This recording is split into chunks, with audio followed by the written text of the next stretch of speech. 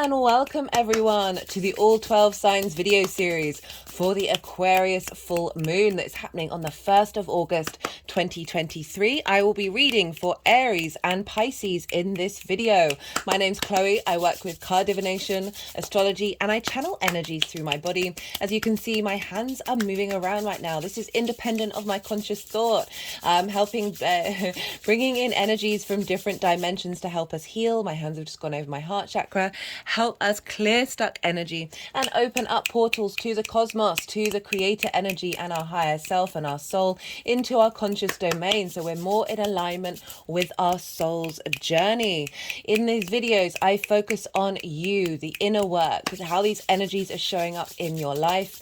The reason why I do this is because the more that you are firstly you are the most consistent thing in your life, and the more that we understand ourselves, the more we peel back the onion layers of trauma responses and limiting beliefs, our default response mechanisms, the more we're mindful of our thoughts, actions, deeds, right? The more that our emotions the more that we understand who we are, the more we integrate every single part of us. It's not about shaming, rejecting, isolating, separating from energies. It's acknowledging that this is all part of the human condition, holding space for it, letting it be in you but not consume you. Step back, get the observer energy in. And so the more that we do that, the more our frequencies in alignment with our soul's journey, we start drawing towards us situations, romantic, work-related, friendship related, absolutely anything that's more in alignment with our soul's natural frequency rather than the distortion that happens with trauma responses and limiting beliefs, right? And so that's where, you know, it doesn't necessarily mean that everything's going to be amazing. Sometimes it can be, but it's more how you deal with situations. Like, you can still hold space for joy and comfort and serenity while still feeling grief, disappointment and frustration, right? Difficult things may come your way, but there's still going to be a part of you, the more that you do the inner work, that is able to weather the storm and be in a state of serenity and an enlightenment, right, in the middle of all of it. So the reason why I bring this up is because tarot, a lot of cards in tarot can represent other people and can represent very specific energies. So you've got the court cards that could be other people. You've got the sort of the more the cups, which can link into love and romance, and pentacles very much work energy. And I like to focus on you, the energies that come up for you and how that relates to you rather than the outside world or certain situations. And with astrology as well, our natal chart represents both us and also things that aren't to do with us. It's both of those things, but I focus on you and how this energy is showing up for you in your life. If you had a more specific question that you wanted to tap into love or work or whatever it is, a natal chart, do check out the description box below, where send me an email and I'll get back to you. I like to tailor to the client to see what we can do, to see what we can channel through. So do hit me a line and I'll get back to you if you wanted something a bit more specific, right? If I do get strong messages linked around, it could be a romance relationship, it could be new work situations, I do mention them, but I do like to focus just on you. I work with the whole house system. This is where each sign falls in the whole of a house, right? So I really recommend, if you know your natal chart and you know your time of birth, look to where the first house is. That's your rising sign, right? That's where your ascendant is. All the astrology for each of the signs will link into that sign being in the first house. This doesn't invalidate you looking at any other part of your chart, your sun, your moon, your Saturn in this case, which is the ruler of this moon. Or anything else. Just look to where that sign falls in your chart, look to the house that it's in, the themes of that house, and apply those themes to the messages that come through. Take what resonates, leave what doesn't. It's as if that sign has now moved to the first house with all of the themes linked into your natal chart. I've done a collective reading for this moon. It was lovely. It was a very strong message coming in. It's one of my shorter collective readings for me anyway, so I do recommend that. If you want more detail about the astrology and the sort of the general messages that were being channeled for us collectively, do go check that out. I think that's everything that I want to say. I will obviously bring in some of the main themes of that collective reading into each of the signs, so you'll be getting a more of a general idea rather than the sort of the more detailed specifics of the lunation itself. If you're watching this after the event, you are not missing out on this energy. We feel it in the lead up and we feel it afterwards, and also a lot of what I channel is sort of integrating energy rather than situations that, so you're not missing out on anything if you're watching after the event. I'm recording this on Monday. This is the moon's day. The energy has been very energetic, to say the least. It's been pretty ramped up, so we'll see what's going to go on for Aries and Pisces. Thank you all for being here. I'm very honoured and blessed and highly favoured to be able to read for you. It is a great privilege. I'm very aware of your time and your energy and how precious that is, so it does mean a lot to me that you're spending, even if it's just a couple of minutes, engaging with it with me. It means a lot. Be good to yourselves, be good to those around you, and most importantly, be well until we meet again. Aries rising. How you doing, Aries? For those of you just checking into the Aries energy and it's not your rising sign, look to where Aries falls in your chart, the house that it's in, the themes of that house, and apply those themes to the messages that come through. Take what resonates, leave what doesn't. It's as if that Aries energy with all those themes of your natal chart have now moved to the first house, so it can all still apply. It's just got a different layer on top of it. Right. In general, regardless of whether Aries is your rising sign or not, this lunation is making very free-flowing, soft, positive aspects to your Aries energy. So we've got sextiles and trines here. You are a fire sign. You are a yang day sign, Aries. And the moon and the sun are also yang day signs, so you've got something in common with each other. The nature in which you express yourself is you have that in common, right? So there's a lot of free flowing energy here. It's a lot of soft, easy energy, a sharing of information. And so the moon in Aquarius is a sextile your Aries energy, regardless of whether it's your rising sign or not. A sextile is an aspect of Venus.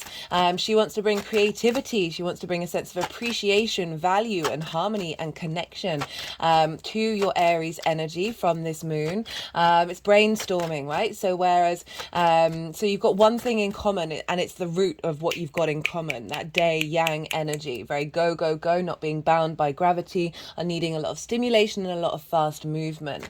But you are different elements and you are different modalities. You, Aries, you are cardinal energy. You like to instigate things, start things off, and Aquarius is fixed energy, so it maintains what is started by cardinal energy.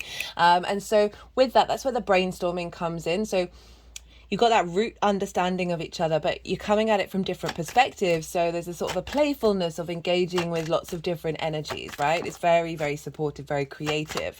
The sun is over in Leo. This is a fellow fire sign. So now you've got two things in common. You're both yang day in energy and you're both fire. So this is an aspect of Jupiter wanting to bring about, Jupiter is another benefic, so you've got two benefics, the two benefic planets bringing in energy with this lunation for you, Aries. And Jupiter, the aspect of the trine, wants to provide elevation, wisdom, expansion, cohesion, a sense of knowing, right? The ability to have a deep understanding about something. And when we have that deep understanding, that deep wisdom, that's where the confidence, the generosity, the abundance, the luck, the expansion of Jupiter energy kicks in. So you have that with a trine, again, free flowing energy, easy energy, very inspirational and creative energy, regardless of whether Aries is your rising sign or not.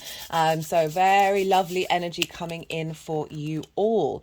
For Aries rising though, let's zoom back. Okay, where is Aquarius for you? Okay, let me just move this down. I keep forgetting to do this in time, so you can see what's going on. So Aquarius for you, Aries rising, is over in your 11th house. This is the house of good spirits, right? This is a very positive house. Lots of good things happen in this house.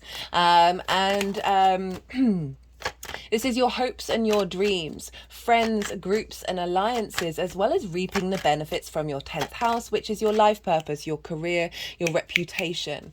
Okay, so we've got a full moon happening here, and we've got the sun over in Leo, which is in your 5th house of creation energy. This is the house of joy. So you've got a lovely lunation in a very positive, in very positive houses. And so the house of joy, what does that that represent? Well, it's your creation energy, and that is like the key root of everything else, right? It's your fun, your amusement, what gives you a spring in your step. It's joy, it's your pleasure principle, it's romance, it's love, it's short-term dating, it's children, it's the things that you birth into the world, your creative exploits. It's also where your inner child is.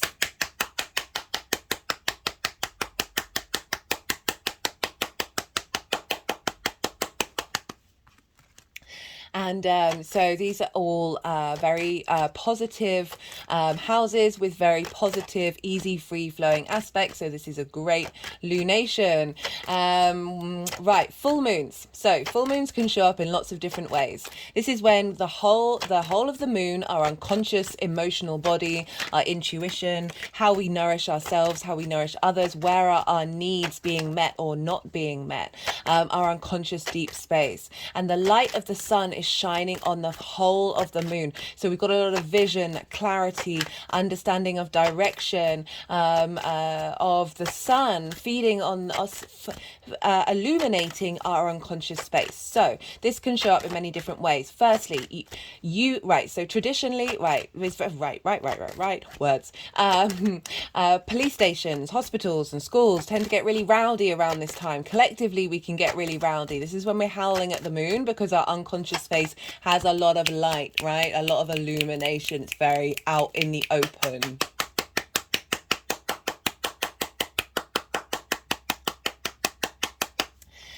And so triggers can show up. You may get triggered. The people around you may trigger you. Society may trigger you, right? All of these things are to help you understand where your needs haven't been met. See it as a wisdom tool of highlighting something that you may have been completely unaware of, right? An acknowledgement of, okay, you need to look over here for the next part of the cycle and work on that, right? So see it as a yes, it may be difficult. Yes, it may be frustrating, but what's it trying to teach you? Also, with this, we can get rerouted. Situations can happen that reroute us back onto our soul's path. So just be mindful of that. I'm not saying that this is going to kick off in that way, but do be aware.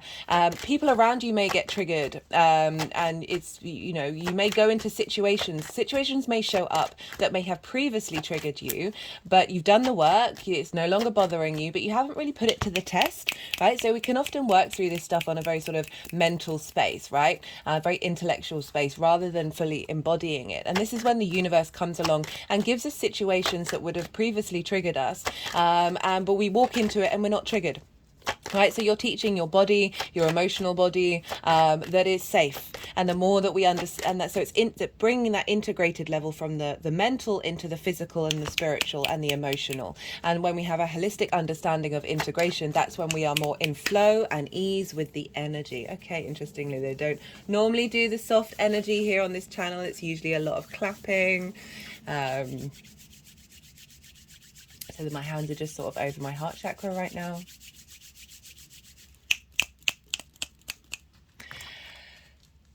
It's also a completion time, a celebration time. That was one of the big main messages that came through with the collective reading of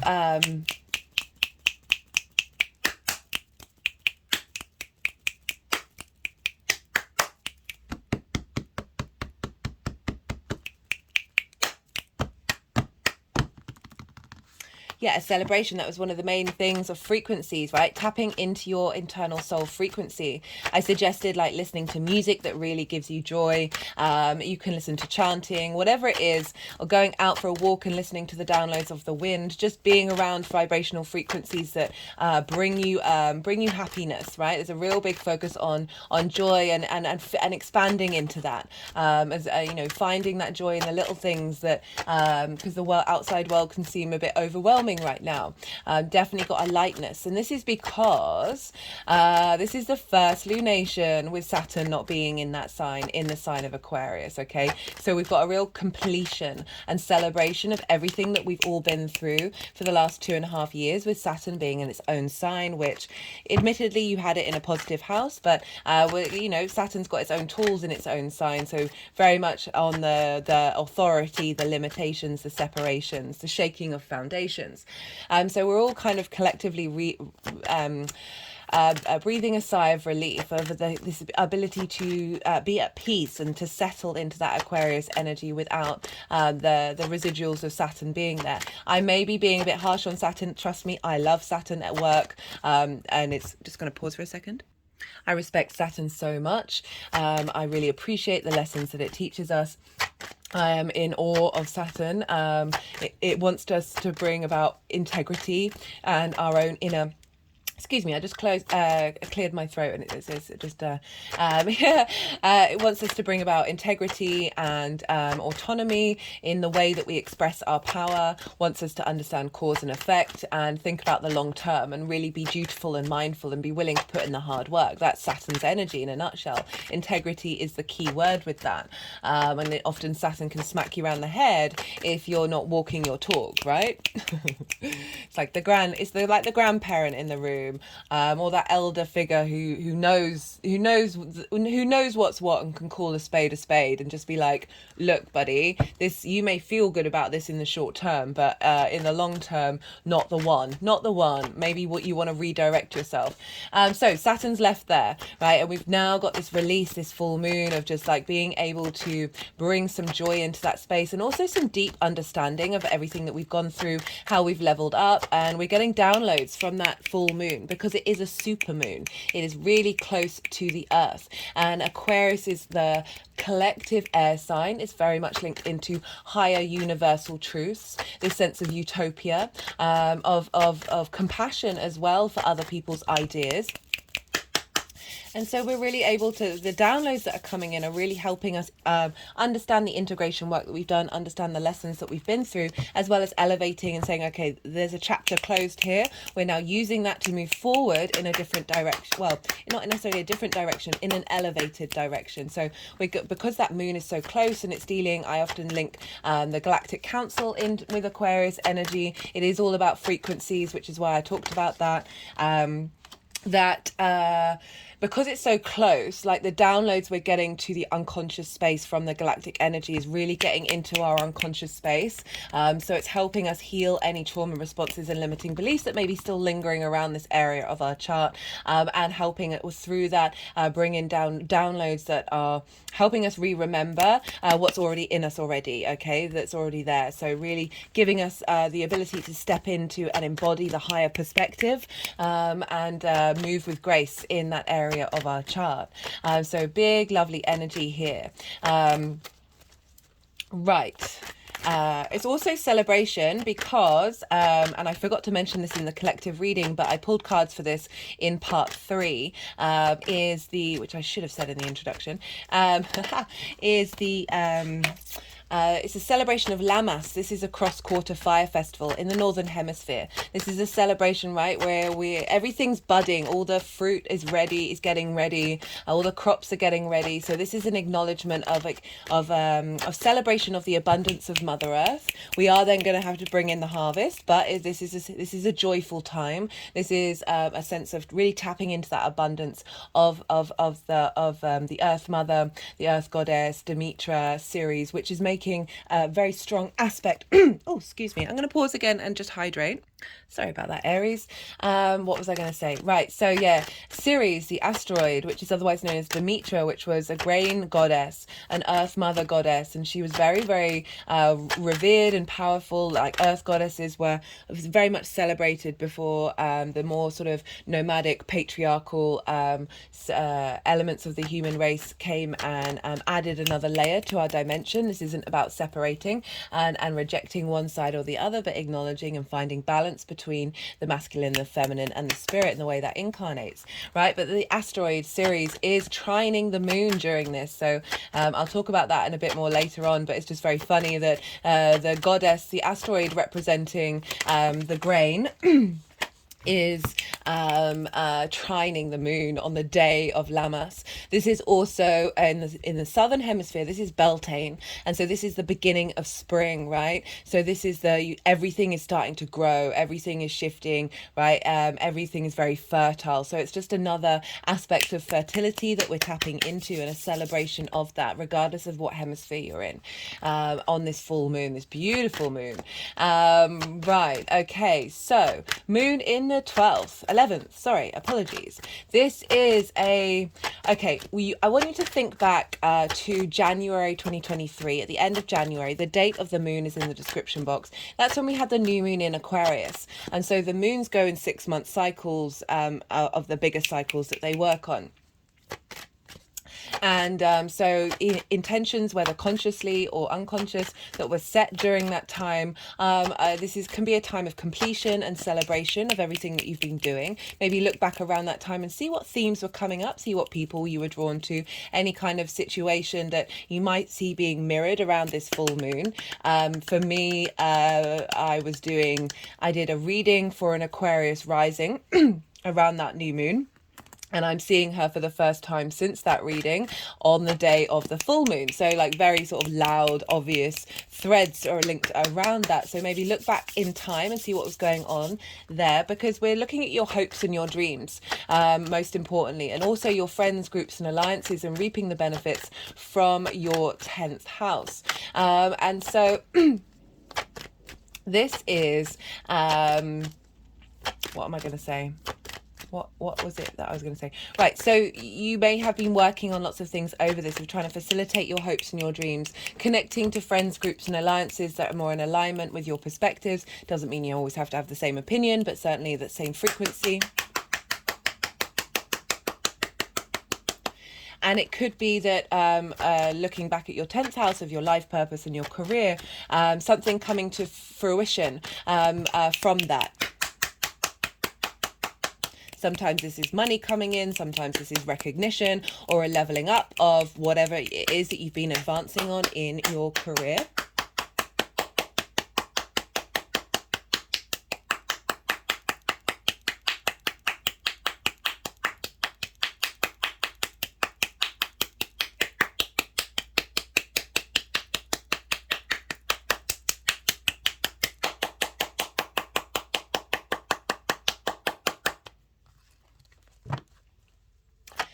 You might be spending more time with your friends during this full moon. This might be a celebration of everything that you've been achieving in your hopes and your dreams. It's a very positive house.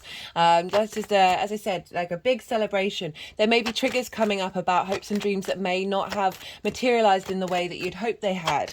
And this is only to let you know what still needs to be worked on, because everything is constantly, every day's a school day. We're always learning and building and growing, as well as triggers that may have in the past really upset you, particularly from friends or groups and alliances, that you're no longer bothered by. You're moving with a bit more grace in this area of your chart. You've integrated some of that trauma responses and limiting beliefs that is facilitating, that's been blocking your ability to be confident being yourself in groups and alliances. I'm saying that to an Aries, right? So obviously there's a lot of confidence there.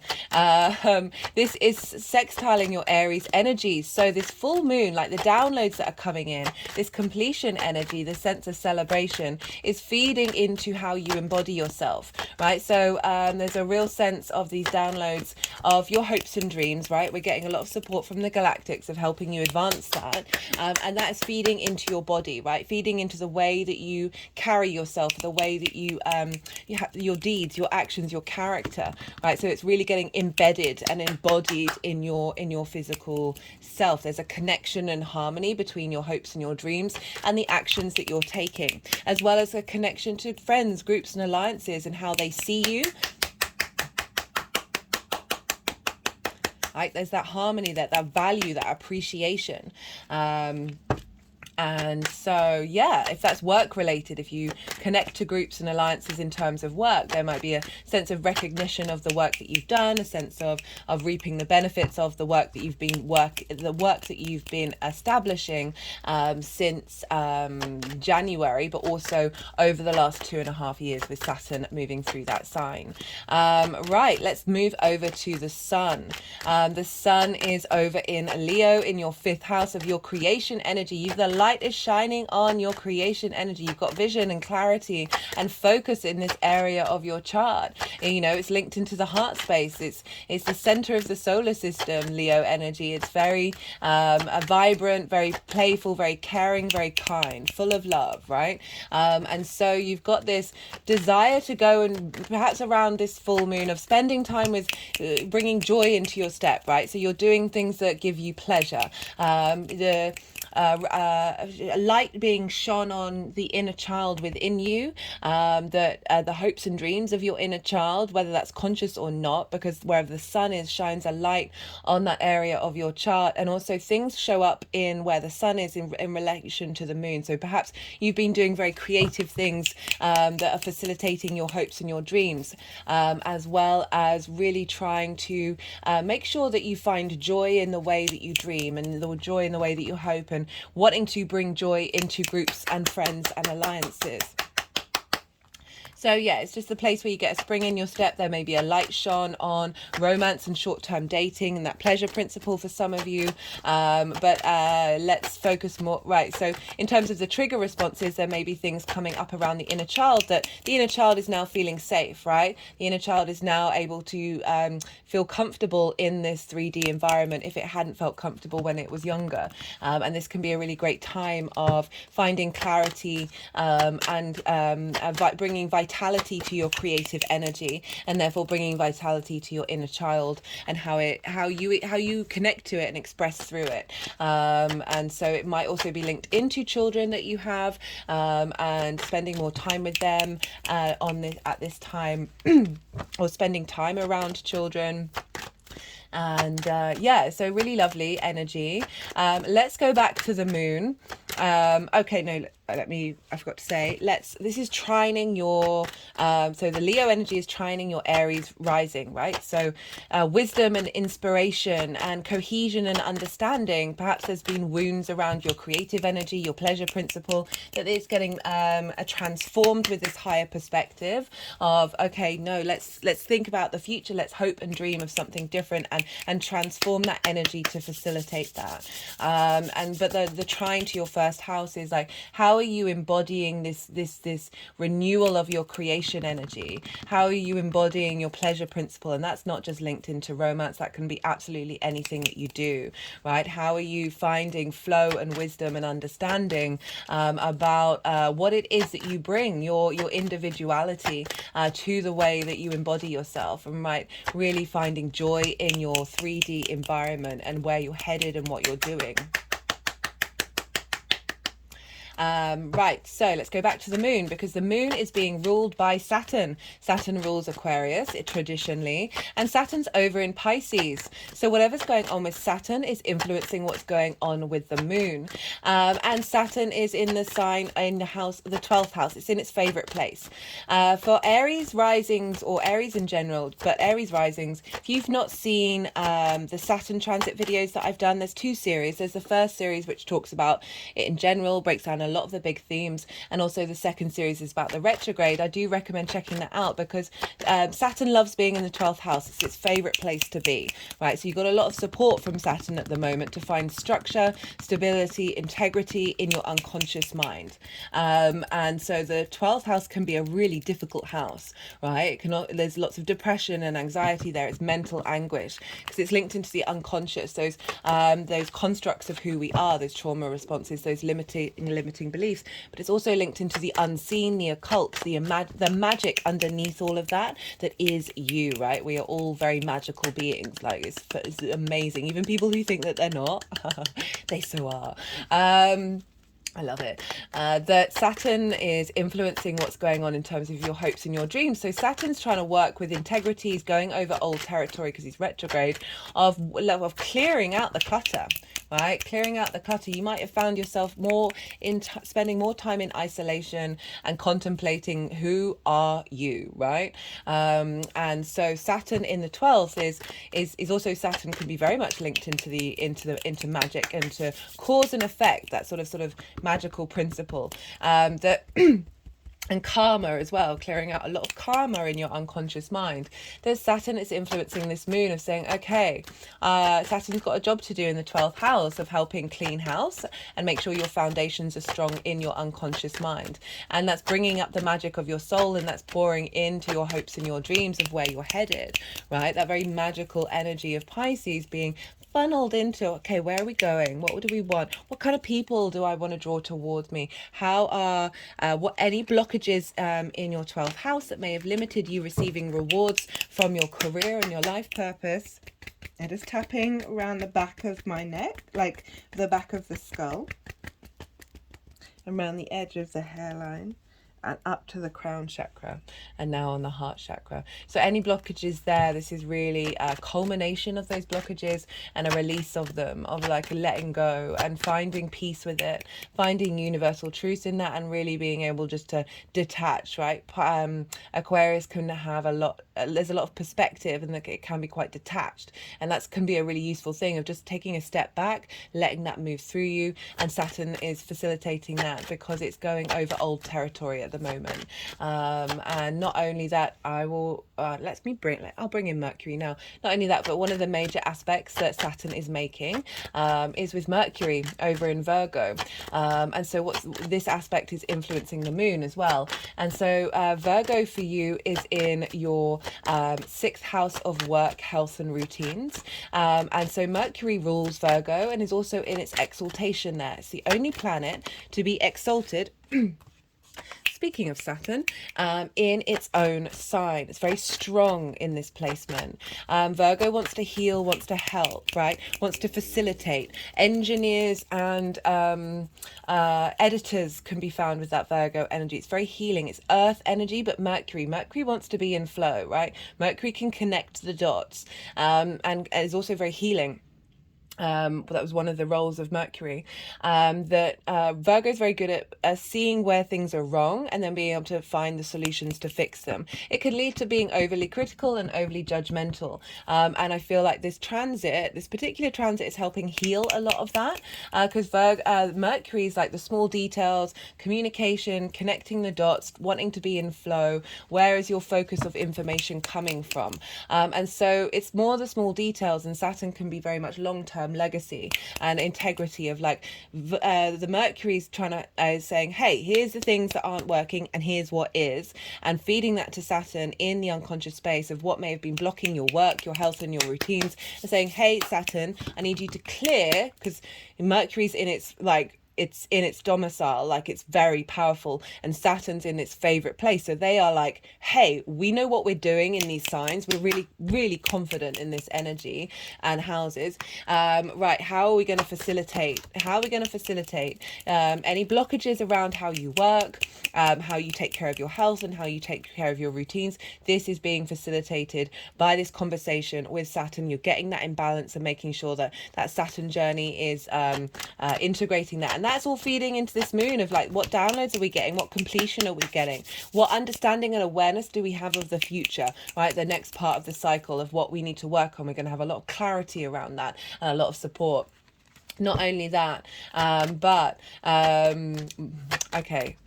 So I'm going to zoom out a little bit. So Saturn is in Pisces, ruled by Jupiter. Jupiter is over in Taurus. So Jupiter's impacting Saturn, which is impacting the moon. And Jupiter's in Taurus, which for you is in your second house of your values, right? How you value yourself. These are the resources that you have, the tools that you have in order to make your money. This is what it is that you value, and most importantly, how you value yourself, right? So Jupiter's there providing expansion and understanding of what your tools are. There's a sense of exaggerating your manifestation. And this is currently trining Mars over in Virgo. So you've got a lot of support here, linking into your hopes and your dreams of like, what tools do you have in order to facilitate that? And how is your motivation and drive in terms of how you work, how you embody that? Work isn't just linked into making money. It's the second house of the tools. The 6th house is the lens in which those tools operate in the world. So like, how do you utilize your resources? What lens do they fall through? And it's Virgo. So there's an element of helping and being of service in the way that you express your tools. And Mars is there, trining Jupiter. So we've got a lot of motivation and drive and passion around understanding how we embody our work with that Mars transit. And that is feeding into Jupiter. And Jupiter not only is impacting Saturn and therefore the moon, so that's one tick to Jupiter having influence on the moon, but the Jupiter is also square the sun and the moon, right? So we've got this square aspect, which is an aspect of Mars wanting to bring about conflict, drama and frustration, but that's not what I'm getting with this moon. With Mars, with that 90-degree angle, you've got two energies butting heads against one another. They're both fixed energy, right? So that's when it can be like my way or the highway, and neither's prepared to back down. However, once you understand what's that trying to teach you of the art of compromise, and also working together, then we've got friction, right? So we need friction for because squares are high manifestation energy. We need friction in order to create in this 3D and manifest in this 3D linear time frame. Without it, atoms wouldn't bump up against each other and we wouldn't have time or space. Therefore, this universe would be like this frequency, this dimension would be just like bye. So we need those squares, we need that friction. So we've got Jupiter squaring the moon over in your hopes and your dreams, expanding your understanding of your value and your skills and your ability to manifest your hopes and your dreams, and squaring the sun of bringing in this creative energy, this spring in your step, what brings you joy, that you're feeding that joy into your resources, your joy into how you see yourself and how you work with your tools, began with a T. Saying toys because like the joy, the inner child as well, like getting an understanding like of blockages that there may have been, wisdom of understanding of where your inner child may have caused blockages in the way that you're able to utilize your resources, right? Also really that's then linked into the 12th house where Saturn is, of those unconscious spaces, those limiting beliefs, those trauma responses. So Jupiter's affecting Saturn, which is affecting the moon. Where's Jupiter? Taurus. Who rules Taurus? Venus. Where's Venus? She's over in Leo with the sun. She's retrograde. This is a big deal. For those of you who haven't checked the Venus retrograde series, she retrogrades the least out of everybody, and so when she does, she really she just takes over. And this is trining your energy, Aries. I've already done a reading for it. Go check it out. This is instigating a whole new 8-year cycle in the way that you connect to your creation energy, in the way that you connect to joy from a place of deep value, helping heal that inner child, whatever may have been residual of that, and instigating a whole new 8-year cycle of value and love and appreciation for your inner creation energy, right? And so this is influencing Jupiter, that's influencing how you manifest that in the world with that square to the sun and the moon, with through your hopes and your dreams, this completion of a level, and then with that boost of energy that we're getting with that Jupiter, of then how we're taking it into the next cycle, because it doesn't just end with the full moon, it goes to the new moon next year, right? So this energy is being seeded in us, for then we're drawing it inwards and we're taking action on it moving forward. So we've got a big boost from Venus talking to Jupiter saying, hey, get in alignment with this revamp that I'm doing over in the 5th house, please, buddy. The themes of that creativity feeding into your tools and the way that you express yourself, and that's influencing Saturn, and that's influencing the moon. However, where is Venus? In Leo. Who rules Leo? The sun. Where's the sun? In Leo. So the energetic buck stops with the sun, even though this is a full moon in Aquarius, and while our focus is on the Aquarius area of our chart, the sun is governing that energy, right? The sun is governing all of that energy. Apart from Mars and Mercury, Mercury's governing Mars. So that's interesting. So we've got a little bit of clarity and a sharing of information and those downloads, right? So really communicating with the galactics, with that Virgo energy of facilitating how that works in the 3D realm. But the sun, so this is where the joy comes in, especially for Aries risings in the 5th house, of really having a focus on joy from the heart space, finding clarity and vision and ease and flow in the way that you express yourself, and that spring in your step, very much getting embodied in your hopes and your dreams, right? So this is seeding energy for the next 6 months, which is wonderful for us all. Ceres. Okay, so Ceres is over in Libra, in your 7th house, Aries. This is intimate relations. This is one-to-one people in your life. This is the other.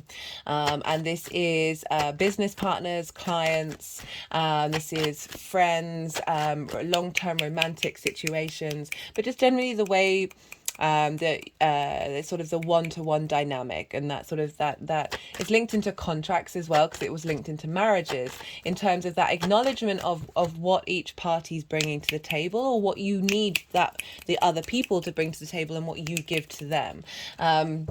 And so Ceres, the goddess of the grain, right? The harvest. She's in abundance here. She is sharing that abundance of what how you need to be nourished in that one-to-one dynamic, right? And giving a sense of expansion and abundance in those dynamics that's feeding into your hopes and your dreams, this culmination of like what it is that you need from those one-to-one relationships. What do you give to those one-to-one relationships? Because it's not just about a one-way street. That how is that showing up, and how is that impacting your hopes and your dreams when you're moving forward, right? So there's a real lovely energy with the asteroids. We've got Vesta over in your 3rd house of communication in Gemini. She's tending to your flame in the way that you express yourself, and how you bring meaning into your day-to-day basis. Trining series of that engagement with one-to-one people, having probably more interaction with the one-to-one relationships coming into your life with this completion energy, because it's trying,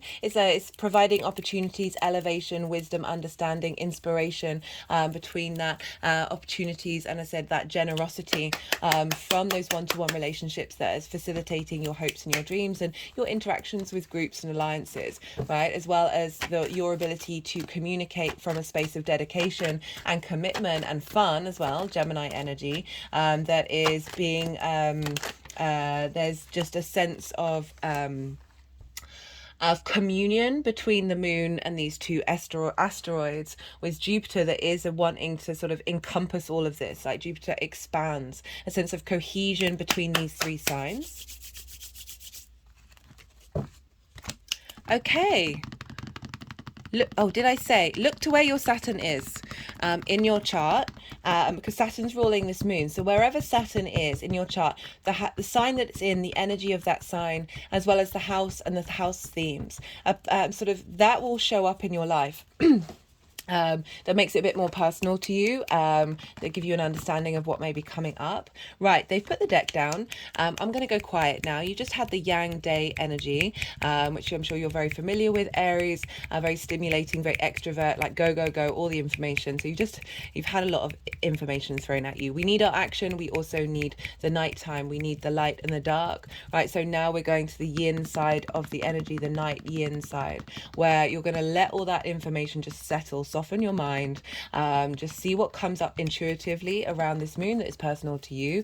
Let it all digest, and the energies are going to do some energy work, and then they're going to put the cards into 3 piles. The first pile is everything leading up to this full moon. It's sort of representing since that new moon in the end of January, as well as the 2.5 years of Saturn in Aquarius. The second pile is the moon energy that this moon is bringing down, and the third pile is how this energy is manifesting moving forward.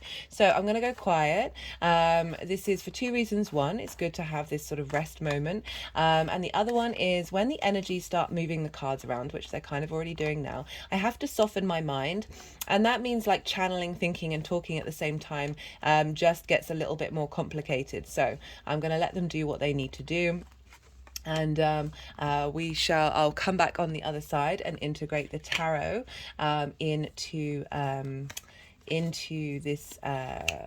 the astrology.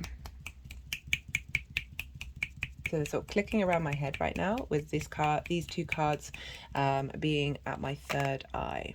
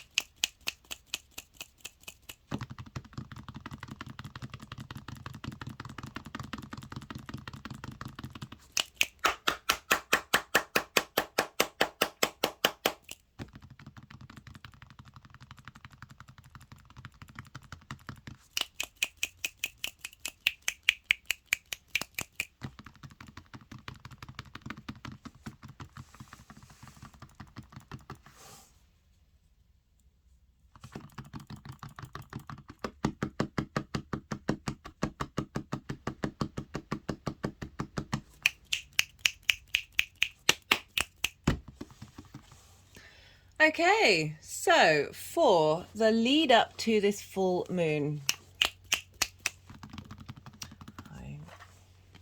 we've got the Three of Swords, the Five of Wands, crowned by the Temperance card.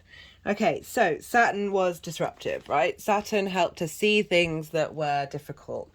Even though it is the house of good spirits that it moves through, there's still this element of sort of frustration and separation that you've been working on, right? So heartache over your hopes and dreams perhaps not manifesting in the way that you want them to, conflict energy where things don't seem to be getting going, or you're putting a lot of effort in but there's nothing seems to be manifesting.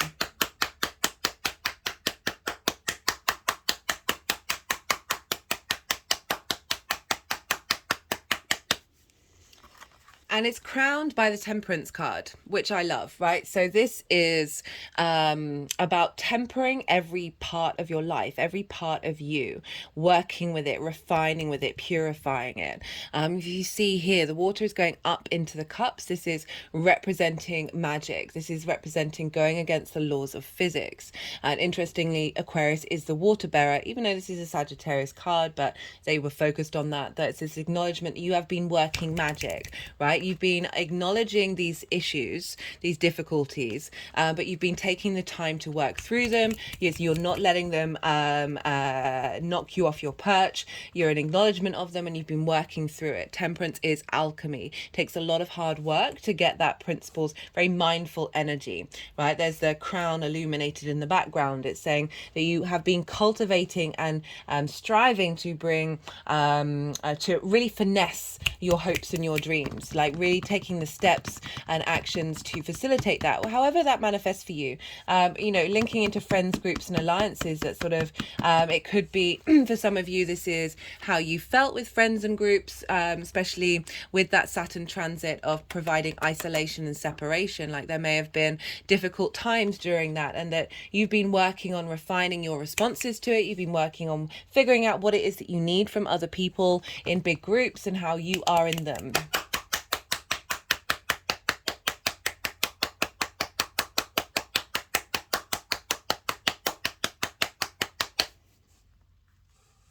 And if it's a Sagittarius card, right?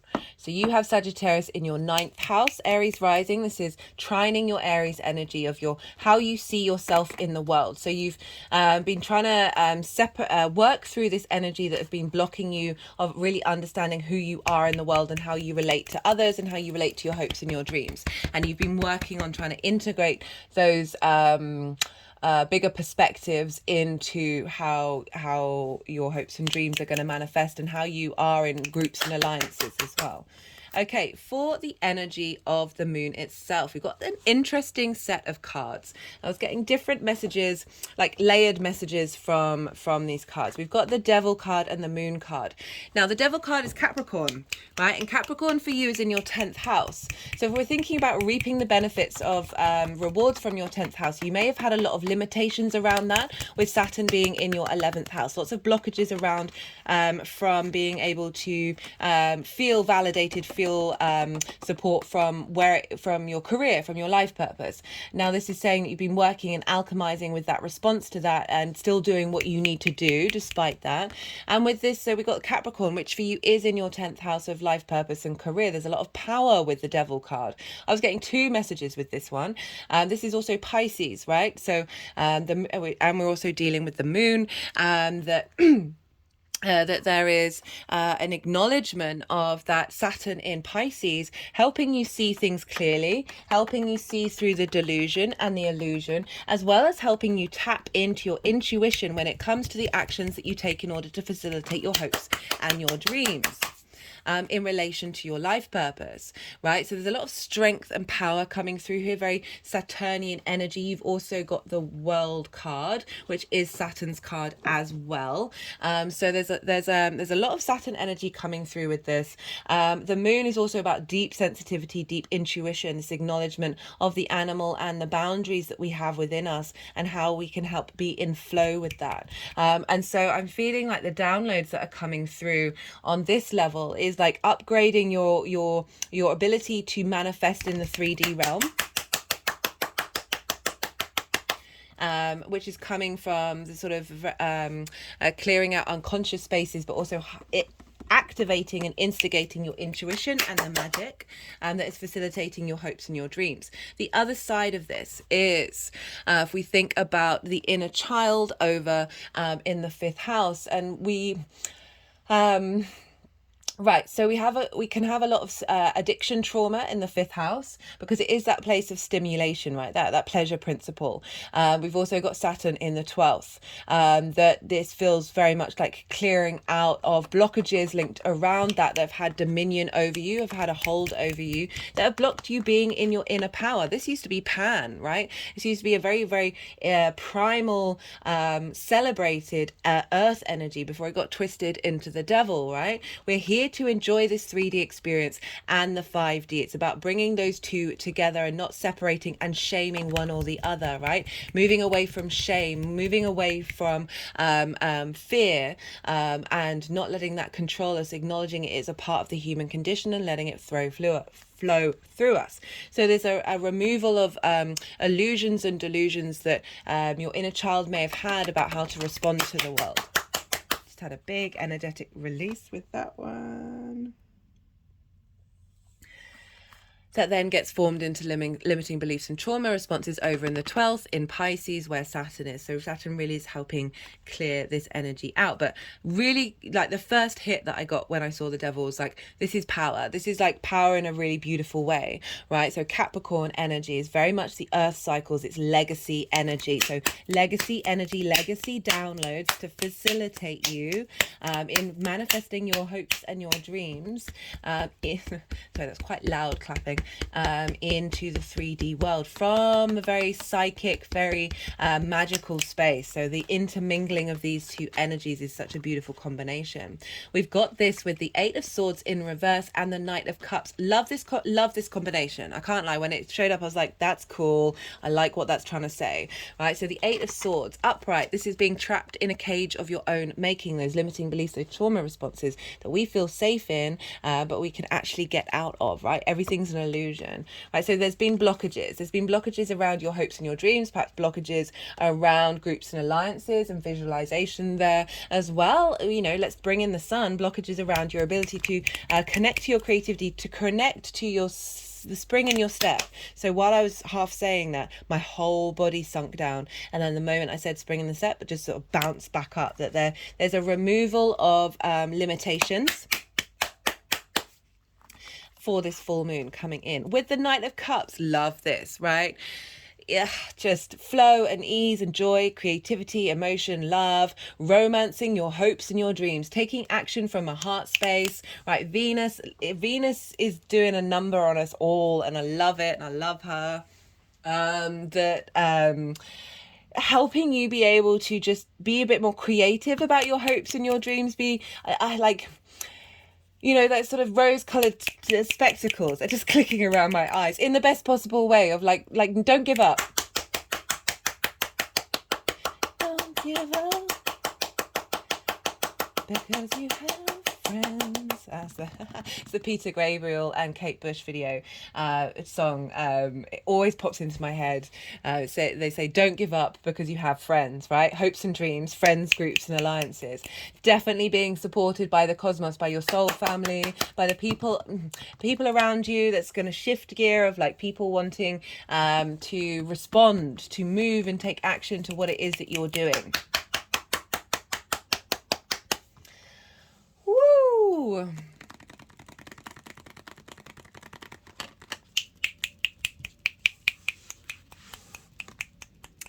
Right, so this is fluorite. This is blue fluorite. This is about being able to know what to do.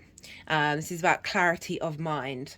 And I love how it's going with the Knight of Cups, with all that power, with that clearing out of limitations, of you instinctively, intuitively knowing how to take action on your hopes and your dreams, how to respond in friends, groups and alliances, and seeing the clarity and understanding of reaping the benefits from your 10th house. Like this could be other people coming into your life supporting that, but I do like to focus mostly on you. Very imaginative imaginative, very creative, very intuitive and emotional, you know, working from that heart space. We're getting a revamp with this Venus retrograde in your sign of creativity, so like a real boost of that and being able to take action from that, and that's facilitating how you move through the world. Okay, so we've got Saturn, we've got the World card, we've got the Nine of Pentacles and the Ten of Pentacles. Like this is legit stuff, right? This is legit energy. The World card, Saturn. This is completion, but this is completion in knowing yourself, knowing where you want to be headed, knowing what your dreams are, right? But also through the limitations that we faced with Saturn, through those difficulties, you now know what your boundaries are. The more that and I mean that like really refining your boundaries to those core essence, because the stronger we are, more confident we are in who we are, the more that the world opens up to us, which is what this is all about, because this is a zero. Even though it seems like a boundary, it is a zero where there is infinite possibilities. Because you're more confident in who you are, this is instigating a level of confidence, because we've got that creative energy, your creation life force, with this feeling good and having a higher perspective of what your hopes and your dreams are, and that reflecting in the way that you move through groups and alliances, right? So very, very supportive energy of an acknowledgement of the work that you've done, and being able to move through the world, and your vibrational frequency is drawing towards you that which you need. Doubly backed up by the fact that we've got the Nine of Pentacles and the Ten of Pentacles, so 9 and 10 following one another. This is very independent energy. This is about being able to take the actions you need to take in order to facilitate long-term abundance, however that shows up for you. And this is legacy. This is legacy. This is commitment to the 3D realm. This is the community and the individual. So we've got a family here with dogs and a child. We've got an elder figure with esoteric symbols on it. That's an acknowledgement of blending the tangible with the untangible in order to facilitate not only yourself but the community. There is a sense of legacy of the actions that you're taking, that's of the information that's been instigated here, that is not only supporting you as the individual but supporting you and the community. Commitment to your creativity, commitment to your hopes and your dreams, and seeing that manifest in the 3D world.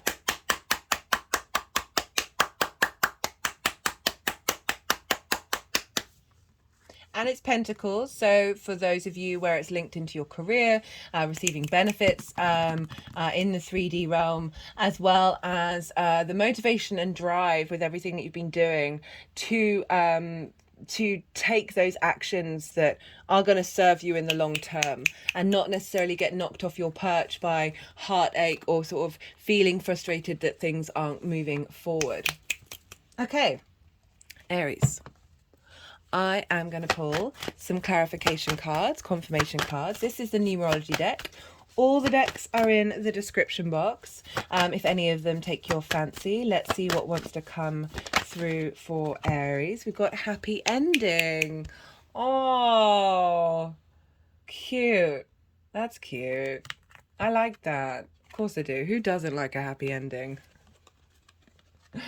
Right, so this is starting a cycle of dreamy romance in the way that you connect to your hopes and dreams based off deep power, strength of commitment, psychic abilities, tapping into your intuition, freeing yourself of limitations and beliefs that are creating a very confident, stable, committed energy moving forward. You know, the nodes have just gone into your sign, Aries, right? So you're really striving for your embodiment of self, and this is coming along and saying, look, don't worry. You're going to feel good. This is going to... I've got the wild card. What do they want to do?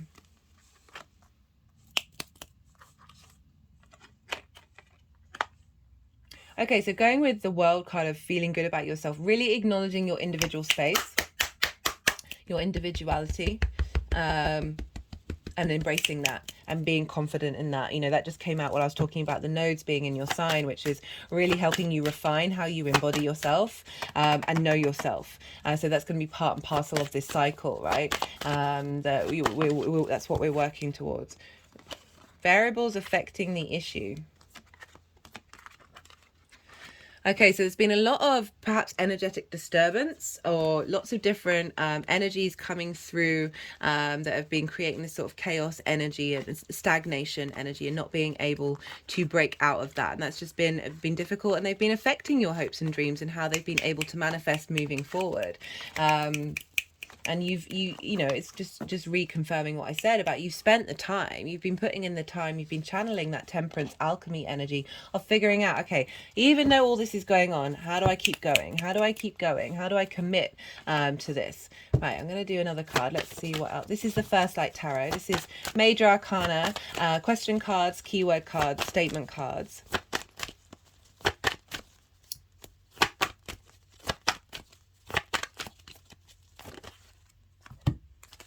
Okay, this has come up loads in the reading. Soul identity, family. So through the confidence and understanding of who you are, this creation energy, you're reconnecting to your soul family. You're being supported, and that's bringing in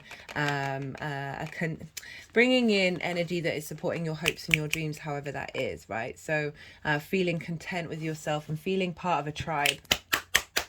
Because it is friends, groups and alliances as well, of like maybe you felt like the odd sheep in the family, in the group, and there is a sense of being welcomed in. Okay, Aries, I'm going to leave it at that because I could keep on going. I hope that resonated. I hope you liked that reading. I enjoyed doing that a lot. Thank you for spending your time with me. It is an honor and a privilege. If it did resonate and you felt like you got something from that, don't forget to hit the like button. There are lots of things that you can do. This is a growing channel. All interaction with the channel helps the YouTube algorithm push it out there into the world. Woo! So liking the video, leaving a comment, even if you're just letting me know what sign you're tuning into, or even just an emoji, watching videos till the end, subscribing, hello new viewers, and welcome. Yeah, anything, like if you feel inclined to do it, please do. I would be appreciative, but I have no expectations. Personally, I love to hear from you. I love to hear how the astro weather is showing up for you. I always like to have a little chat, so do drop me a line if you feel so inclined. Be good to yourself, Aries. Be good to those around you, and most importantly, be well until we meet again. Pisces rising. How you doing, Pisces?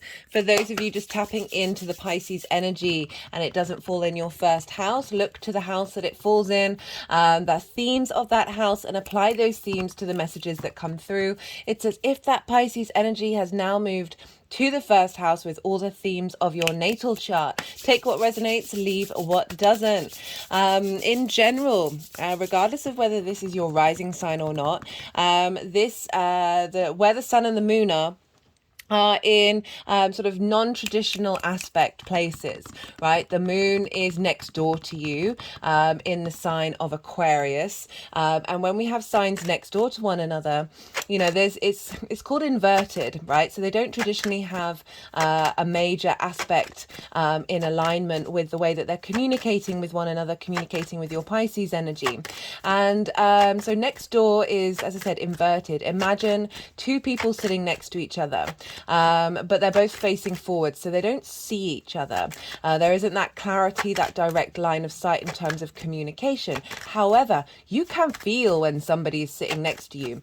There's a lot of other things going on that aren't the norm, right? So there's osmosis, energy transfer. It's on the subtle energetic level, and when I say subtle, I do not mean that is less than any other kind of energy. There's a lot of power and a lot of weight behind the inverted space, right? So you get a sense of a feeling of what's going on. It's usually going on behind the scenes. And so this is where the moon is. The sun is in Leo, which is in conjunct your Pisces energy, regardless of whether it's your rising sign or not. In conjuncts traditionally don't have anything in common. Same with the inverted, right? So Aquarius is fixed air, yang, day in nature. You are mutable, water, and yin, night in nature. And the same goes with the Leo energy. That's it's fixed fire and yang, day in in energy. So with the in conjunct, this can be a bit frustrating. It's kind of crossed wires. Imagine having a conversation with somebody and you've got nothing in common on first glance. That there's just a little bit, you've got to work a little harder with an in conjunct. That's all it really is, and acknowledging that that's the energy that's around. But there's a deep, finding a deep amount of respect for things that are different to you is the key to this, right? And when we start to get those two energies working together, when we have in conjuncts, this is being able to color outside the lines, very maverick energy, creating new neural pathways based on a complexity of things rather than a familiarity. So it's a really, really powerful energy. For Pisces rising, oh, sorry, my ring light is currently getting in my personal space. With Pisces rising, okay, so you have the moon in your 12th house. This is the hidden house, the house of mysteries. This can be a difficult house, right? This is linked into our unconscious space, the constructs of who we are. There's often depression and anxiety around this energy.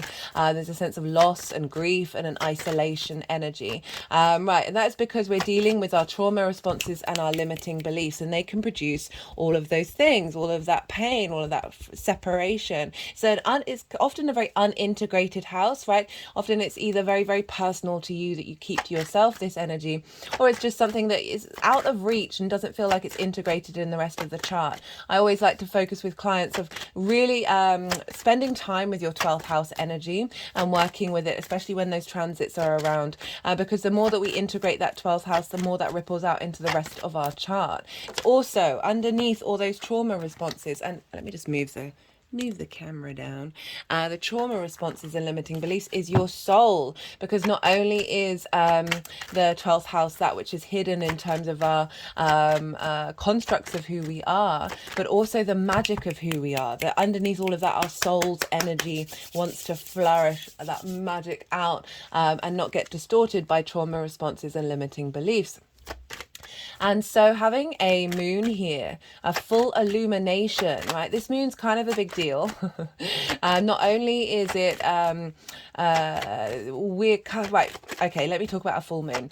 So full moons can show up in many different ways, and often all at once. Right, so the sun is illuminating the whole of the moon. The moon is our unconscious space, our intuition, how do we nourish ourselves and others, how do we, are our needs facilitated or not facilitated, as the case may be. And so the sun's light is illuminating all of our unconscious space, and this can bring up triggers, right? This can bring up things that you may not have noticed before that need to be looked at. So you may get triggered, your environment may trigger you, situations may trigger you, and just bear witness to it and realize, okay, thank you for showing me this, thank you for letting me know that this is still running around in my unconscious and needs to be seen. So traditionally, schools, police stations, hospitals all get really rampant around a full moon. This is big energy. This is because our unconscious space is running wild and howling at the moon. And so these things may show up around this full moon, particularly with it being in the 12th house of helping you see what may have been hidden from you. So just bear witness to it. Overall, just generally a lot of lovely energy coming with this moon, but I do want to let you know that these things can show up, as well as triggers that happen you've done the work on, and you're like, why is this showing up? I've worked through this. I'm cool with this. But sometimes we can do that on a very intellectual, mental level of integration, and the universe will come along and will provide you situations that would normally have triggered you in the past in order for you to go into that situation and for your body and your emotional space to feel comfortable in that. And that's bringing in that integration level into a more holistic understanding. And then that's a real clearing out of that energy.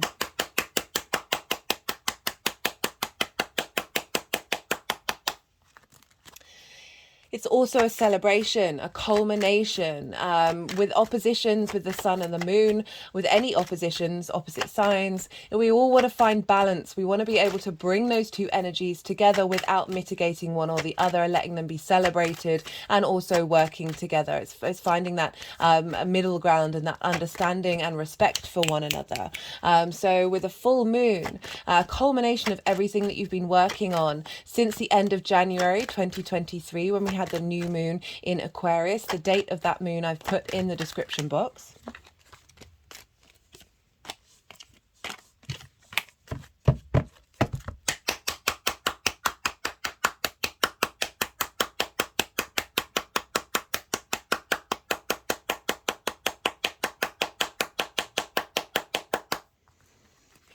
So think about background that time. Maybe you journal, maybe you have just a recollection of what was going on there, what themes showed up there, in order for you to know what's sort of getting completed. So it's a completion energy of everything that you've been working on, not only since January 2023, but also an acknowledgement and a release and a completion of everything that Saturn was teaching you in your 12th house. Saturn loves to be in the 12th house, but it was in its own sign. So it was bringing up a lot of frustrations, restrictions and boundaries in order to get us in our own power, our own authority, and walk with integrity. As I said, Saturn loves being in the 12th, so that may have been difficult, but certainly the benefits you've reaped from that are phenomenal. And so this moon is this is the first lunation that we're having in the sign of Aquarius where Saturn isn't there.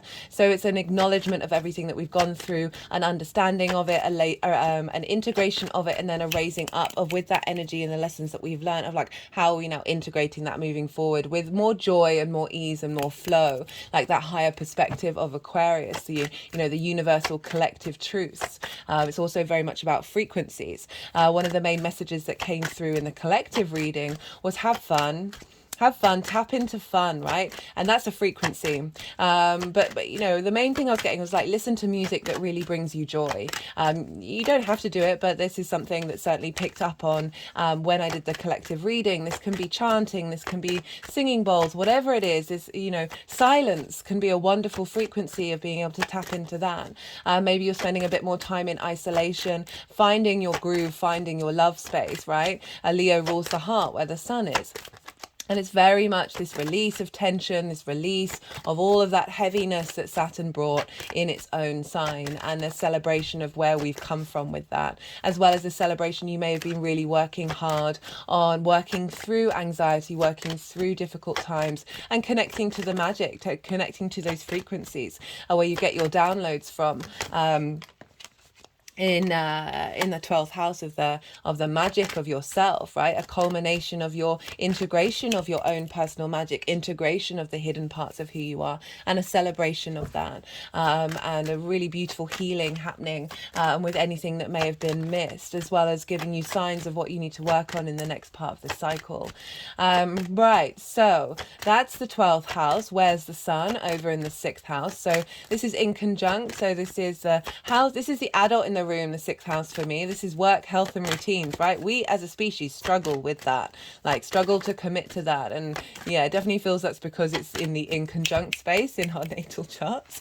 And so the sun is there, illuminating your heart space, right? Leo rules the heart, illuminating the light within you that you have, that you share in the way that you work, right? The 2nd house are the tools in which we have in order to make our money and manifest in the world.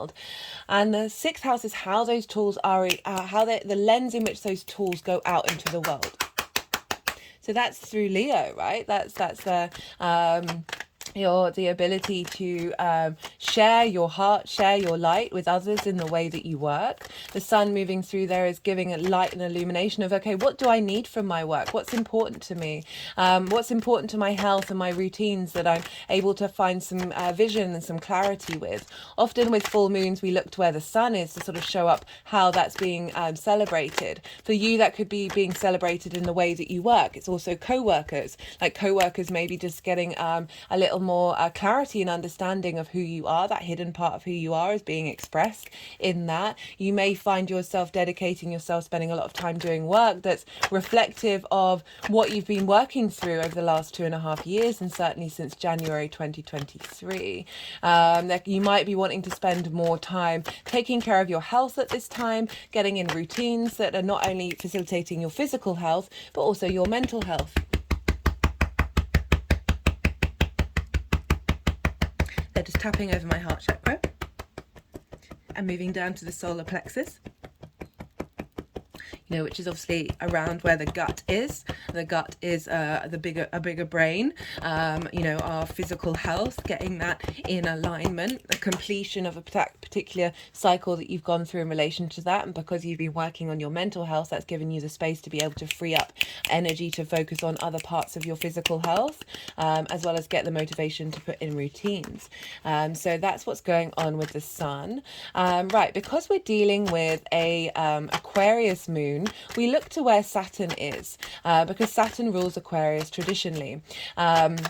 And so Saturn is over in your sign, Pisces. You're right. You may be feeling it with this transit, but trust me, the other side of it, you're going to be a different person across the board. Saturn's about integrity, duty, responsibility, acknowledging cause and effect, strengthening foundations by shaking them up. And so coming out the other side of this is long-term legacy, right? Really wants you in alignment with your walking your talk, with your integrity, that will then facilitate your long-term legacy, because you're tapping into the inner integrity of you as an individual, right? So Saturn's influencing what's going on with this moon.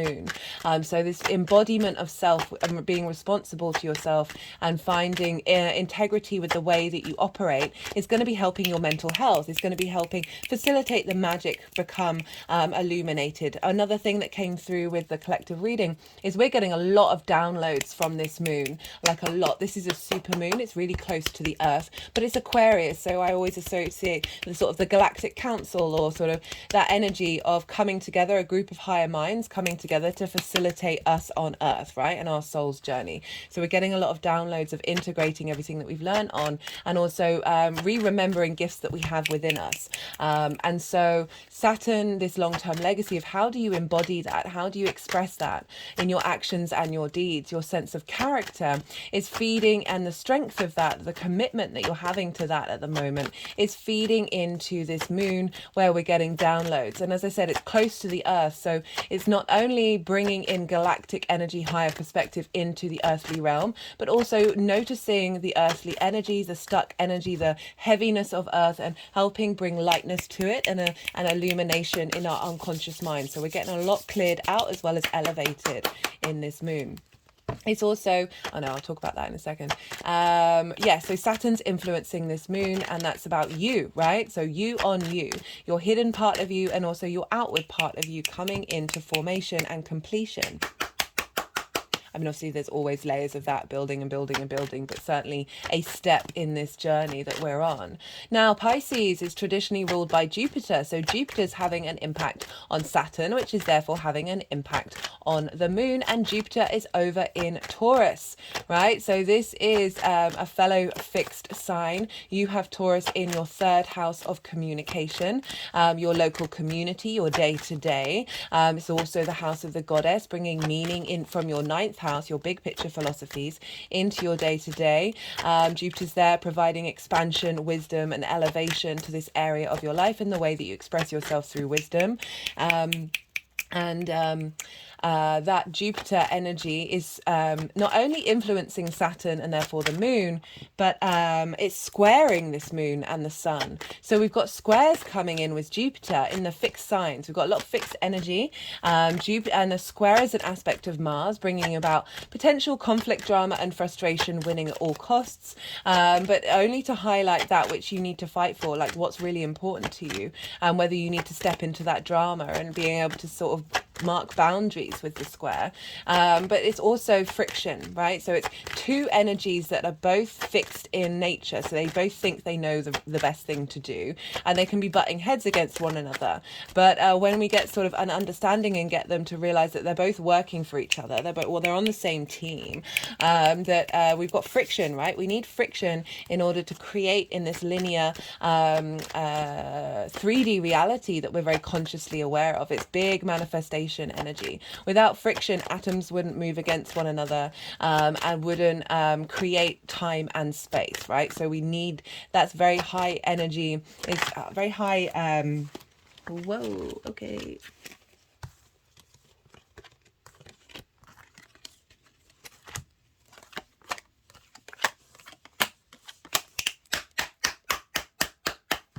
Very high manifestation energy of expansion of the way that you communicate, communicating to your unconscious space, doing it from a space of wisdom and a space of support and nourishment, as well as feeding into the way that you work, okay?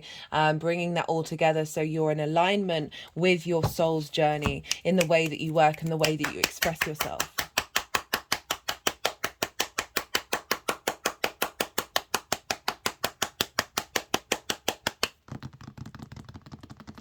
Jupiter's in Taurus. Who rules Taurus? Well, Venus does. Where's Venus? She's in Leo with the Sun. She's retrograding. If you haven't seen the Venus transit video series, I recommend it. Venus retrogrades the least out of everybody. So when she does, it has a big impact on us. It's also love, right? There's a sort of fundamental need for connection and harmony and creativity. Very potent energy in our species. And that the last time she retrograded in Leo was 2015. This is a whole 8-year cycle that we're completing, and a new one is starting on the 7th of October when she moves out of shadow from the degrees she's retrograded over. So she's influencing Jupiter. She's helping you reevaluate your sense of your value towards the way that you work, the value towards you take care of your health and your routines, bringing a sense of harmony, a reassessment of getting you to work from your heart space. Leo energy rules the heart. Kundalini energy, the spine, of activating that, and this is influencing Jupiter of like, how do we communicate that?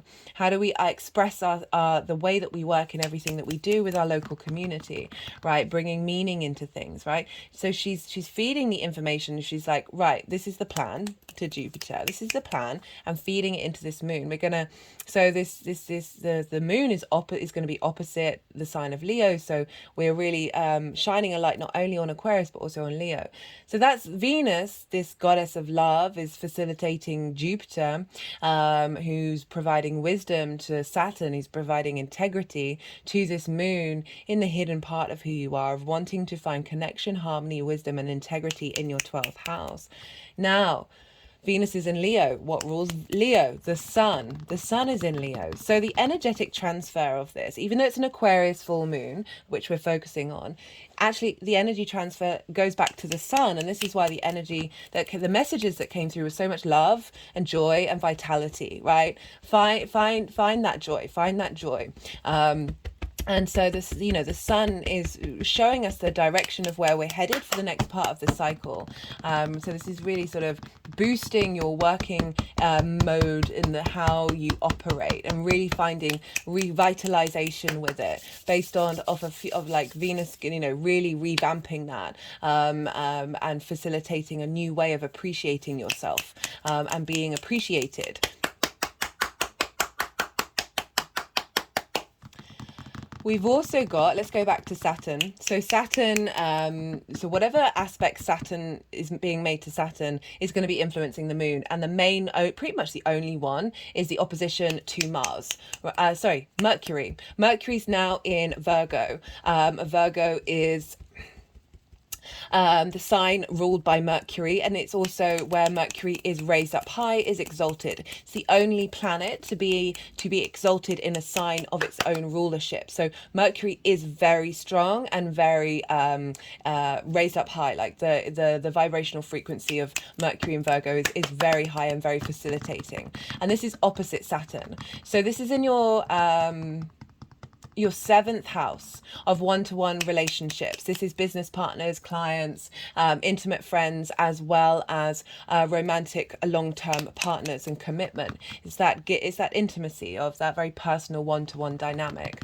And Mercury's there of saying, hey, what's not working here? What is working? Virgo is linked into engineers and editors. They're it's the Earth Mercury sign, so they're able to see what's not working in the 3D realm and facilitate giving flow. Like Mercury likes flow and likes movement, and a bringing of messages coming in. So this is essentially a balancing out between Saturn, your long-term legacy of how you embody yourself, based on of what do you need from your one-to-one relationships, what's important, what details. So, Mercury's going to retrograde here. That's going to be the next transit that I'm going to do, of like, how do we facilitate knowing the details in order to facilitate the plan. That's feeding into your 12th house of helping clear out any trauma responses or limiting beliefs around one-to-one relationships, and also having more focus, right? So Mercury is always sort of where we're collecting our information. So it could be people in your life that you get downloads from, as well as you giving when you're talking with other people, getting downloads that way as well. So a very powerful aspect. Also, Mars is in Virgo, finding motivation and drive of what's important to you in those one-to-one relationships, and that is trining Jupiter, of how you communicate. So there's a lot of support coming in with Mars and Jupiter to then that facilitates the moon of what actions and drive do you have to engage with other people, that is providing wisdom and support and expansion of how you communicate. And so yeah, there's a lot going on. We've also got Ceres, who is the earth goddess, right? The grain mother, the goddess of the harvest. Now, very funnily enough, and I forgot to mention this in the collective reading, do check out the collective reading where I go into a lot more detail about all the astrology, but it was Lammas. It's Lammas tomorrow on the 1st. And Lammas is a cross-quarter fire festival, and this is in the Northern Hemisphere, where we're acknowledging in the cycles of nature that the harvest is in, right? We haven't collected the harvest yet, but everything, like the fruit is there, the grains are there, everything's budding and like coming to fruition. And this is a real celebration of all the work that we've done, all the abundance in our lives, and so this is happening on the same day as the full moon. And Ceres, which is the harvest goddess, the goddess of the earth, it was otherwise known as Demetra. She's over in Libra, and Libra for you is in your 8th house of give and take between you and the outside world, right? This is 3D inheritance, 5D inheritance, right? We get a lot of downloads from the universe from this way. The give and take between you and the outside world, the outside world's resources. This is linked in sort of like more bigger money if we're focusing on the material. Let's focus on that sort of give and take relationship, time, money, things, energy, all of this. Of Ceres is there, the south node's there, getting that into balance, refining that, and Ceres is there, is bringing a sense of abundance coming in from the outside world that is trining the moon, right?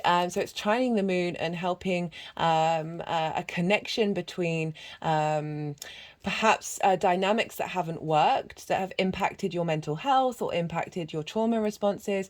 Ceres is coming along and providing support for that and nourishment to feed that energy, getting a lot of support there. So situations may come up that are actually facilitating and supporting that hidden part, that unconscious space, the magic of who you have. And so that's a really beautiful energy coming in. We've also got Vesta over in Gemini. Gemini's in your 4th house of roots and foundations. Vesta represents tending to your internal flame. So there's this grand air trine that is facilitating the growth of this moon and the completion and the downloads that we're getting from your home life and from the outside world.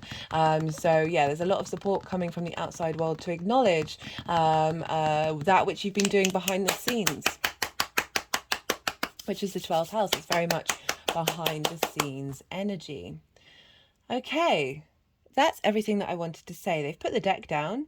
The cards are all here. So this is, you've had the Yang Day part of the chart where it's all extroverted, go, go, go, stimulation, action, action, action. And now I'm going to go quiet and let the energies do the energy work that they want to do, as well as they move the cards around. And when they do that, I have to soften my mind. And so it's a little difficult when I soften my mind to channel, think and talk at the same time. So that's when I go quiet. This is the yin nighttime side of it. We need both the action and our rest and digest phase. We need the light and the dark, right? So we now let all that information just settle, right? Like soften your mind and see what intuitive hits come up for you during this. About it's going to be specific to you. Talking about specific to you, look to where your Saturn is in your chart, the house that it's in, the sign that it's in, the energy of that sign and the themes of that house, and that will give you little clues of what's showing up for you for this full moon as well. Just add on a little layer on a personal level. Right, so I'm going to go quiet and then I'm going to come back round and bring these cards into the astrology. The first part is all of this lead up until the full moon. That's not only from January this year, but also the last 2.5 years. The full moon itself, of what energy is coming down then, and then the energy of how this is manifesting moving forward in the third pile.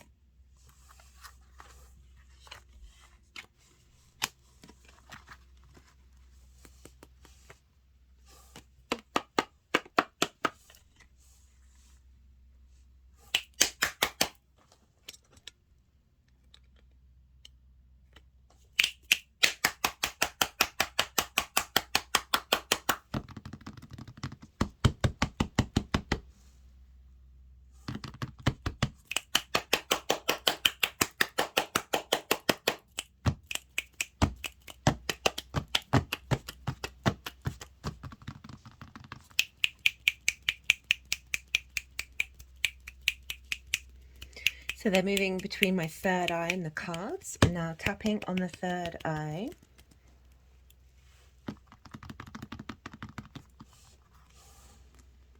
Okay, Pisces. So the energy leading up to this full moon, got the Five of Swords and the Knight of Swords. So the Five of Swords in the 12th house is the bully in the room, in your mind, in your unconscious space, right? This sense of constructs and ideas of who you are, who have taken away, have just caused conflict and discourse. Okay, so that Saturn transit has helped you sort of work through that and understand that, and also bring that up, right? There's no getting around that, especially with 12th house transits, that even when you think you've worked through things, they're still going to show up. It's just how you deal with it. We've got this with the Knight of Swords, which is this can be taking action to cut through the bullies in the room, to be able to take action and move and have a embodiment of okay, I'm also getting like there's the sort of the thought processes, like look at the horse is quite scared, right? This element of being a little bit nervous of your thoughts and nervous of your unconscious space. and lots of fast moving ideas, fast moving issues in that unconscious space that have been maybe having you sort of pull your hair out a bit, like, or just feeling like everything's moving too fast. But also just generally being able to defend yourself, defend your mental space, defend your unconscious space. I feel like that's two messages coming through with that one. And really being able to protect yourself in this journey of acknowledging it and just being like, okay, no, this, I'm drawing a line under this. I'm no longer attaching to this energy. It can still be within you, but it's just the acknowledgement of this isn't me. This is something else that I need, that I'm taking action over. We've got this with the Page of Cups crowning it, and I really love this because pages are very useful energy. They're very fresh. They're so excited. They're so they've just got a hold of the element. They've just got a hold of the object, right? So this is sharing messages, and it feels like despite all of this, right, you've been able to it's very imaginative, very emotional, very intuitive, very creative energy. Like it's really the joy of going into your unconscious space and finding a fish in a cup, right? So finding that magic and being able to tend to these difficulties from a space of love. They've just gone over my heart chakra, from a space of love and also creativity, of being able to look at things differently from an emotional level, and engage with it more creatively, and also perhaps spending more time, maybe offerings coming in to help facilitate emotional integration in that unconscious space. Also, Page is very useful, could link it into the inner child, of allowing that inner child to feel safe and feel free to be able to explore its own creativity. And yeah, just feel like you've had a lot of love downloads as well with that Aquarius energy coming through and saying, we're supporting you on this new journey that you're going on, exploring the unconscious space. For the energy of the moon itself, we've got the Hierophant, which is Taurus, where Jupiter is, and we've got the the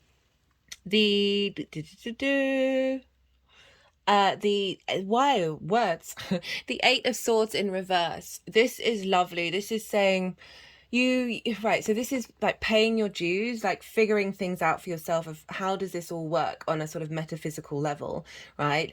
Sort of very committed to exploring your own guruhood, and this energy of commitment and tradition coming in to support you. Like there's that wisdom coming in to that moon. With the Eight of Swords in reverse is acknowledging that there have been boundaries that have trapped you, limiting beliefs and trauma responses, and there's a lot of support coming in with this moon. You're finding the wisdom and understanding of what those limiting beliefs are, whether it's conscious or unconscious, and they're essentially getting a lot of support from the unseen community, from the magic of the universe, to help set you free from these limitations, from these blockages that is also potentially been blocking the way in which you've been able to work in a way that is healthy to you, and healthy to your heart, and not sacrificing that heart for others, and making sure that you have that light shone on yourself, and you embody that work from a place of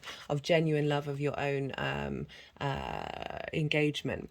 We've got crowning it, we've got the Three of Pentacles and the Nine of Cups. So like a real shift in energy here happening here. So I love it when the Three of Pentacles shows up for both the 12th and the 6th house.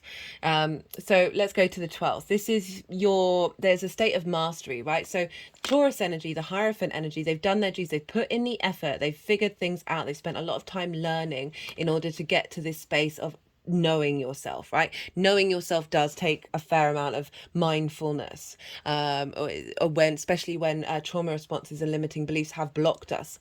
We often spend a lot of time, in my opinion, remembering who we were.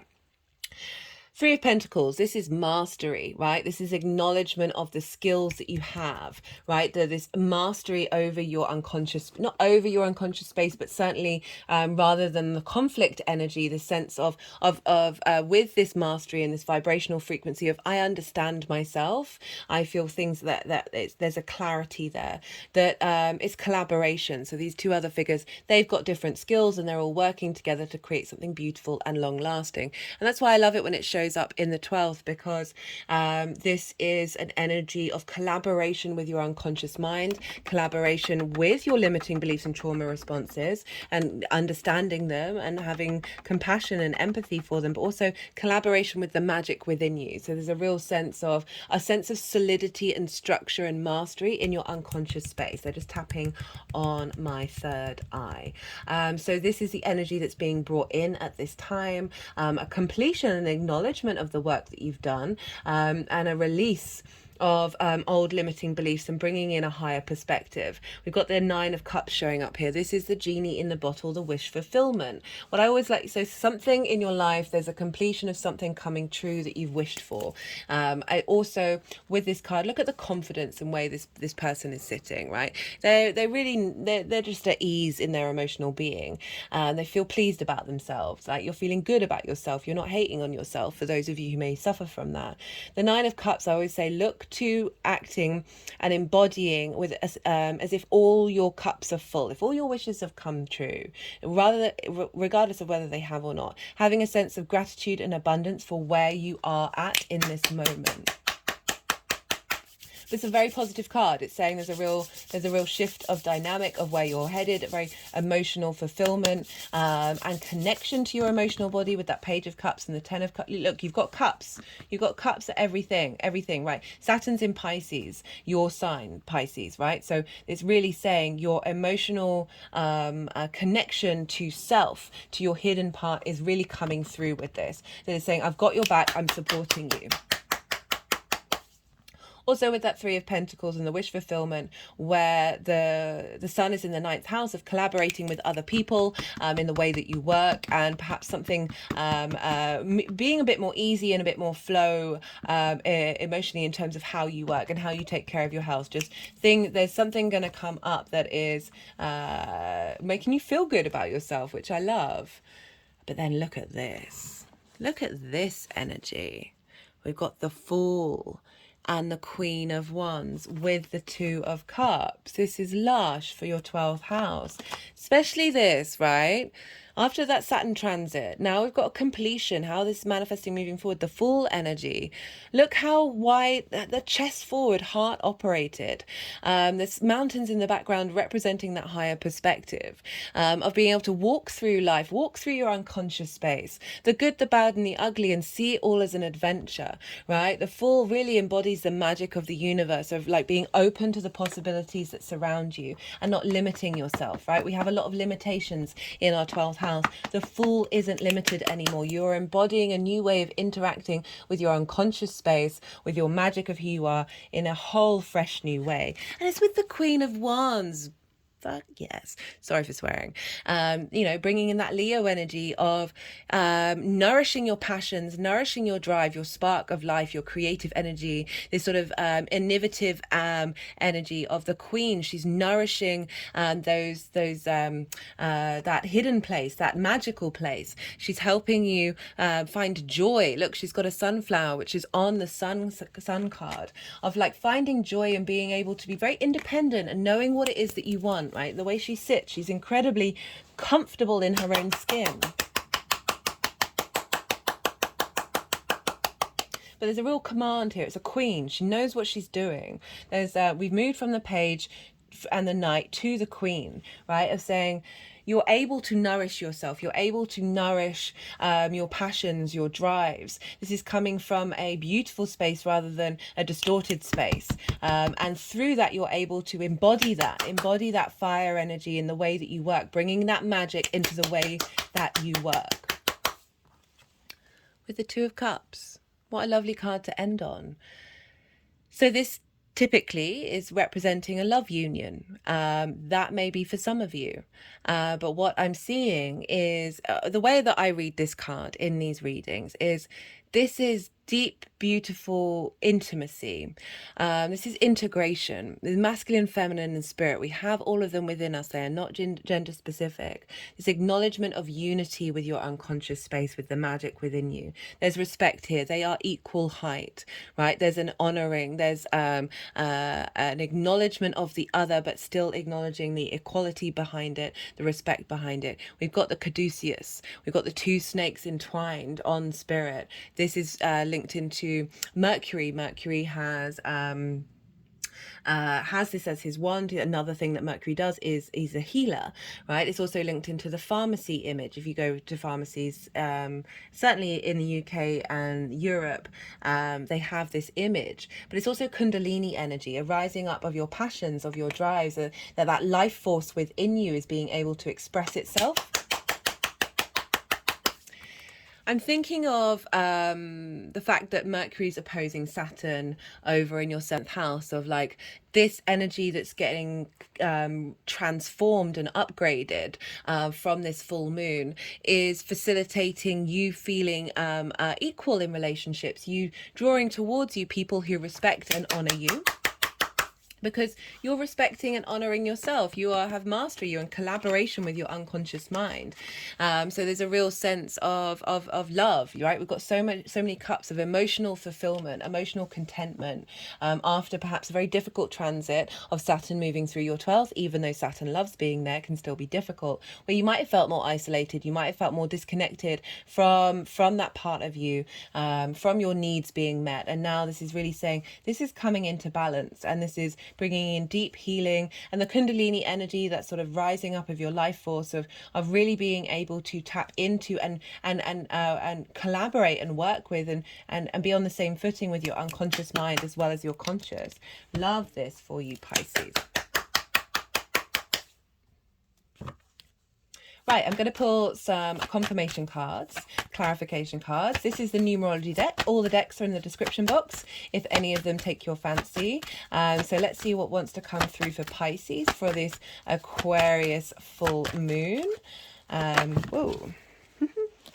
We've got individuality, comfortable in your own skin, right? Being able to express yourself as an individual with confidence with others, with the outside world, being able to express your needs to your unconscious mind. Sorry if that just knocked the camera. That really did, didn't it? They're just hitting around the head.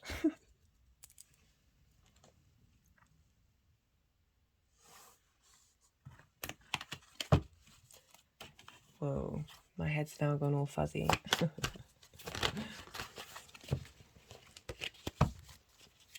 Right, this is the First Light Tarot. This is a mixture of major arcana. We've had resistance, preparation. So they're wanting to go with the word preparation. You've been preparing for this new journey over the last 2.5 years. But, you know, you're spending a lot of, there's been resistance in your mind, in your unconscious space, that you've needed to clear out with love and creativity and imagination. So that's really lovely that that's coming through and saying not only have you cleared out that resistance, but you've put in the hard work in order to get where you are, Pisces. Like, it doesn't just happen by chance. Some things happen by chance, but also not. Where is free will, Pisces? Do you know where free will is, Pisces? I don't.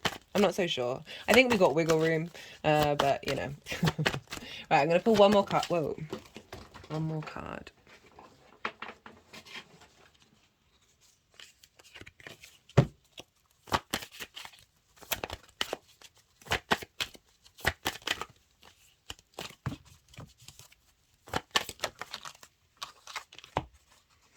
Healing, service to others, through the journey that you've gone on, that healing journey, that you're able to share that with other people, and it's of service to yourself. You know, the more that we integrate that in a world, the more that's available to the collective unconscious. But I like how that's showing up. Oh, we've got 2 11s. Got 2 11s with the 2. So we've got repetitions here of union with, I just put my hands over my head, union with that unconscious space, And being, there's respect there, there's equality there, there's an understanding there, there's a seeing through that healing.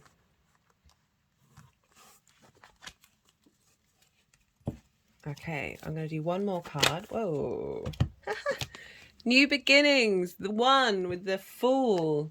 Love this, really do. This is great. Yeah, this is making me happy for you Pisces.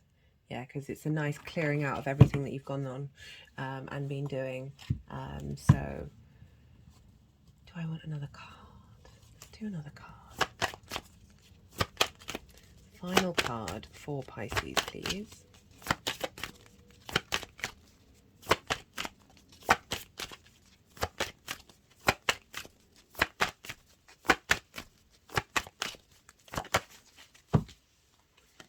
We've got the Empress.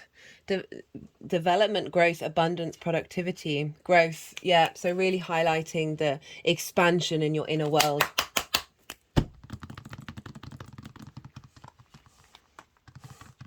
Love that. Love that. And she's over there in your house of work, right? Right, so really Venus is the ruler of the Empress card, of being able to then embody it in your day-to-day, your work, right? Jupiter's in the third. Really like that. Okay, Pisces, I'm going to leave it at that. I could keep on going. If anything resonated, if you felt like this gave you a little bit more understanding of what's going on, if you, just hit that like button. It is appreciated, as is any interaction on the channel, because this is a growing channel. So all interaction helps the algorithm go, hey, let's send that out into the world. Like the the video, leave a comment, even if it's just an emoji, or let me know what sign you're tapping into words. And yeah, watching videos till the end, subscribing. Hello, new viewers, and welcome. Thank you for letting me read for you. It's an honor and a privilege, as always. I personally love hearing from you about how the astro weather is showing up. I will get back to you. So if you fancy a chat, send me a comment. And yeah, that would bring me a great amount of joy. But obviously, I hope you enjoyed this. Enjoy the full moon. Be good to yourself, Pisces. Be good to those around you. And most importantly, be well until we meet again.